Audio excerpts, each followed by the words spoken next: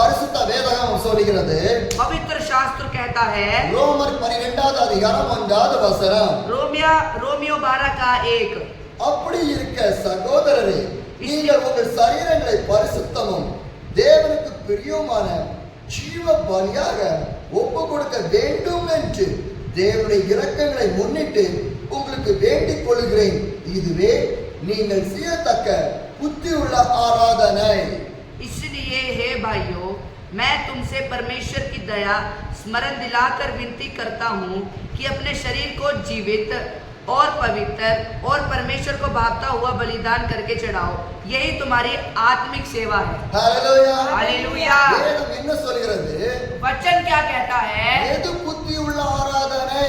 बुद्धि की आराधना क्या है? எது புத்தியுள்ள ஆராதனை? क्या है बुद्धि की आराधना? நீங்கள் பரிசுத்தமாக இருக்க வேண்டும். आपको पवित्र होना है. உங்கள் சரீரம் பரிசுத்தமாக இருக்க வேண்டும். आपका शरीर पवित्र होना है. உங்களுடைய சிந்தனைகள் பரிசுத்தமாக இருக்க வேண்டும். आपके सोच विचार पवित्र होना है. உங்களுடைய இருதயம் பரிசுத்தமாக இருக்க வேண்டும். सबसे ज्यादा आपका दिल पवित्र होना है. உங்களுடைய செயல்பாடுகள் பரிசுத்தமாக இருக்க வேண்டும். उसके बाद आपके चाल चलन पवित्र होना है. நம்முடைய சரீரம் பரிசுத்தமாக இருக்க வேண்டும். हमारा पूर्ण शरीर पवित्र होना चाहिए. அது பாவத்தோடு ஓடின வாழ்க்கையாக இருக்கக்கூடாது.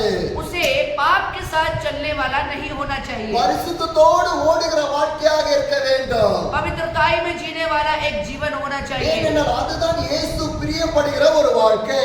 क्योंकि यहोवा एक ऐसा ही जीवन आपसे चाहता है. முதலாவது நாம் பரிசுத்தமாக இருக்க வேண்டும். तो सबसे पहले आप लोगों को क्या है? पवित्र होना है. இரண்டாவதாக दूसरा, தேவனுக்கு பிரியமுள்ள यहोवा के लिए प्रिय है. நம்ம தேவனுக்கு பிரியமாக நம்ம இருக்கணும். क्या है? यहोवा के लिए प्रिय है. அப்ப यहोवा ஆண்டவருக்கு பிரியமுள்ள வாழ்க்கையை வாழ்றதுக்குனா ஆண்டவர் நமக்கு இப்படி ஒரு வாழ்க்கையை கொடுத்திருக்காரு. देखिए, यहोवा ने हमें जीवित क्यों रखा है? ताकि हम यहोवा के प्रिय जीवन जिए. நம்ம நினைக்கிறோம் हम सोचते हैं நான் பிரியப்பட்ட வாழ்க்கையை தான் நான் வாழணும். मैं जिस तरह से मैं अपना जीवन जीना चाहता हूँ मैं ऐसे ही जीऊंगा. நான் இஷ்டப்பட்ட வாழ்க்கையை தான் நான் வாழணும். मैं अपने इच्छा के अनुसार ही जीऊंगा. நீங்க இஷ்டப்பட்ட வாழ்க்கையை நீங்க வாழ்ந்துட்டு இருந்தீங்கன்னா अगर आप अपनी इच्छा के अनुसार अपना जीवन जिएंगे तो தேவனுடைய இஷ்டத்திற்கு நீங்க உங்களால எப்படி வாழ முடியும்? आप लेकिन यहोवा की इच्छा के लिए कैसे जिएंगे? நாம் தேவனை சந்தோஷப்படுத்துறவர்களாக இந்த வாழ்க்கை இருக்கணும். हमारा जो जीवन है वो यहोवा को प्रसन्न करने वाला जीवन होना எனக்கு चाहिए. இயேசு கேட்பது அதுதான். आज यहोवा आपसे यही मांगता है. எனக்கு பிரியமா இருப்பியா? क्या तू मेरे लिए प्रिय पुत्री बनेगी? எனக்கு பரிசுத்தமா இருப்பியா? क्या तू मेरे लिए पवित्र बनेगी? எனக்கு उन्மையா இருப்பியா? क्या तू मेरे लिए सच्ची बनेगी? ஆண்டவர் கேட்கிறது அதுதான். यही यहोवा आपसे पूछता है. ஆண்டவர் உங்ககிட்ட பணம் கேட்கிறாரா? क्या आपसे पैसे मांगता है இல்ல यहोवा? ஆண்டவர் உங்ககிட்ட ஒரு ஆடை பலி கொடு இல்ல ஒரு கோழியை பலி கொடு ஏதாவது பலியை கேட்கிறாரா? क्या आपसे बलि मांगते हैं कि बकरा बलि कर दे, मुर्गा बलि कर दे? ஆண்டவர் என்ன கேட்கிறாரு? क्या मांगता है आपसे? பரிசுத்தமாயிரு. आपको पवित्र रहना है. பரிசுத்தமா இருந்தால் தான் தேவனுடைய ராஜ்யத்தில் பிரவேசிக்க முடியும். जब आप यहोवा के राज्य में प्रवेश करना है तो आपको पवित्र होना है. நீங்க தேவனுக்கு பிரியமுள்ளவர்களாக இருக்கணும். तो आपको यहोवा के लिए प्रिय पुत्र बनना है. உங்க குடும்பம் தேவனுக்கு பிரியமுள்ளதாக இருக்கணும். आपका पूरा परिवार यहोवा के लिए प्रिय बनना உங்க है. குழந்தைகள் தேவனுக்கு பிரியமுள்ளவர்களாக आपके இருக்கணும். बच्चे प्रिय बनना है. அதுதான் உண்மையான கிறிஸ்தவ வாழ்க்கை. ये ही सच्चा मसीही जीवन है. அப்படி வாழ்ந்தா நாம் இயேசுடைய சீஷர்களாக மாற முடியும். जब आप ऐसा जीवन जिएंगे तो ही आप यहोवा के चेले बन सकते நாம் हैं. இயேசுடைய சீஷர்களாக இருக்க வேண்டும். आपको यहोवा के चेले बनना है. தேவனை சந்தோஷப்படுத்துவர்களாக இருக்க வேண்டும். यहोवा को हमेशा प्रसन्न करने वाला जीवन जीना है. நாம் பாவத்தில் ஒரு நாளும் வாழ்ந்து விடக்கூடாது. एक भी दिन ऐसा नहीं होना चाहिए कि आप पाप में जिए. முதலாவது பரிசுத்தம், सबसे पहले पवित्रता, இரண்டாவது தேவனுக்கு பிரியமான வாழ்க்கை, दूसरा यहोवा के लिए एक प्रिय जीवन, மூன்றாவதாக तीसरा ஜீவ பலியாக கொடுக்க வேண்டும் என்று जीवन का बलि. ஹalleluya. हालेलुया. நம்ம ஜீவ பலியாக நம்மளே ஒப்பு கொடுக்கணும். हमें बलि के रूप में अपना जीवन सौंपना ஒரு है. ஒப்பு கொடுக்கப்பட்ட வாழ்க்கை. एक समर्पण का जीवन. ஒப்பு கொடுக்கப்பட்ட வாழ்க்கைனா என்ன? अगर आप पूछोगे समर्पण का जीवन ஒரு क्या है? கணவன் ஒரு மனைவிக்கு ஒப்பு கொடுக்கப்பட்ட வாழ்க்கை. एक हस्बैंड और एक वाइफ को समर्पण का जीवन होता அந்த है. கணவனும் மனைவி ஒப்பு கொடுக்கப்பட்ட வாழ்க்கையில வாழ்ந்தா அது குடும்பம். तो अगर दोनों जब अर्पण का जीवन जिएंगे तभी तो वो परिवार होता है. ரெண்டு பேருமே ரெண்டு வழிக்கு போயிட்டாங்கன்னா अगर दोनों अलग हो जाए तो அவங்க குடும்பமாக சேர்ந்து முடியுமா? क्या वो एक परिवार जी सकता है? நம்ம சந்தோஷமா வாழ முடியுமா? वो खुशी के साथ जी सकता है? நிம்மதியா வாழ முடியுமா? शांति के साथ जी सकता है? நம்ம சந்தோஷமா வாழ்றதுக்கு ஆண்டவர் குடும்பத்தை கொடுத்திருக்கிறாரு. हमें खुशी से जीने के लिए यही तो परिवार दिया है। கணவன் ஒரு வழியும் மனைவி ஒரு வழியும் பிள்ளைகள் ஒரு வழியும் போனா குடும்பம் என்ன ஆகும்? बच्चे एक तरफ, बीवी एक तरफ, पति एक तरफ होएगा तो परिवार का क्या हाल होगा?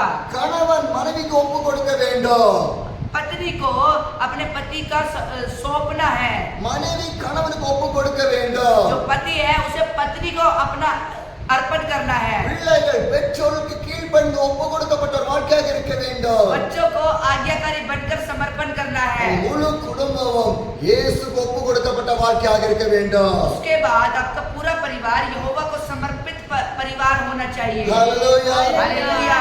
இயேசு பிரியப்படுகிற வாழ்க்கை அதுதான். यीशु के प्रिय जीवन ऐसा ही है। நம்மளுடைய வாழ்க்கை வாழ்றதுக்காக தான் ஆண்டவர் நமக்கு எல்லாவற்றையும் ஆண்டவர் நமக்கு கொடுத்து கொண்டே இருக்கிறாரு. हमें जीवन जीने के लिए यहोवा हमें सब कुछ प्रदान करता है। மூன்றாவதாக சொல்கிறது, तीसरा बताते हैं, தேவனுடைய இரக்கங்களை முன்னிட்டு உங்களை வேண்டிக் கொள்கிறேன். यहोवा परमेश्वर की दया स्मरण कर कर। ஹalleluya. हालेलुया। ஆண்டவருடன் நம் இரக்கத்தின் நன்மைகளை பெற்றுக்கொள்ள வேண்டும். आपको परमेश्वर की दया को, उसकी भलाइयों को पाना है। இப்படி செய்வதுதான் புத்தி உள்ள ஆராதனை. जब आप ऐसा करोगे तो ही वो बुद्धिमानी प्रार्थना होगी। நீங்க பரிசுத்தமாக இருக்கணும். आपको पवित्र होना है। நீங்க பிரியமுள்ளவர்களாக இருக்கணும். आपको यहोवा के प्रिय होना है। நீங்க ஜீவ பலியாக, அதாவது ஒப்பு கொடுக்கப்பட்ட வாழ்க்கையாக இருக்கணும். आपको एक समर्पित जीवन जीना है। இதுதான் தேவனுக்கு ஒரு பிரியமுள்ள வாழ்க்கை. यही यहोवा को एक प्रिय जीवन है। இதுதான் ஒரு புத்தியுள்ள ஆராதனை.